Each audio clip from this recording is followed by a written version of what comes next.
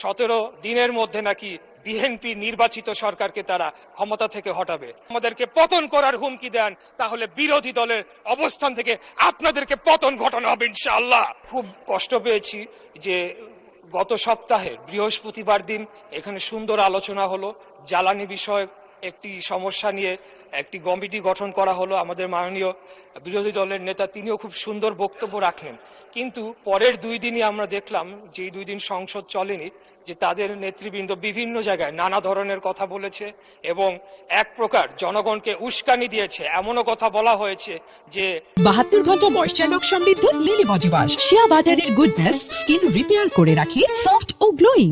17 দিনের মধ্যে নাকি বিএনপি নির্বাচিত সরকারকে তারা ক্ষমতা থেকে হটাবে।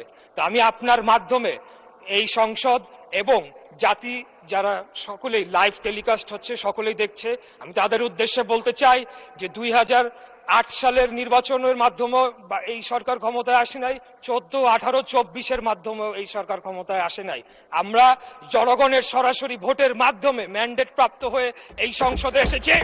আমাদেরকে যদি কেউ হুমকি ধামকি দিয়ে মনে করে সরকার পতন করবে, আমি আপনার মাধ্যমে মাননীয় সংসদ নেতার উদ্দেশ্যে বলতে চাই, আপনি খালি হুকুম দিবেন, ইনশাআল্লাহ বিগত দিনে আপনার নির্দেশ প্রাপ্ত হয়ে আমরা যেভাবে রাজপথে অবস্থান করে জনগণের ভোটের অধিকার প্রতিষ্ঠা করার জন্য আন্দোলন সংগ্রাম করেছি, একইভাবে খুনি হাসিনাকে পতন করার জন্য আমরা যেভাবে আন্দোলন সংগ্রাম করেছি, আমাদেরকে যদি হুমকি দেওয়া হয় তাহলে সম্মানিত বিরোধী দলের প্রতি সম্মান রেখেই বলছি, আপনারা যদি আমাদেরকে পতন করার হুমকি দেন তাহলে বিরোধী দলের অবস্থান থেকে আপনাদেরকে পতন ঘটানো হবে ইনশাআল্লাহ।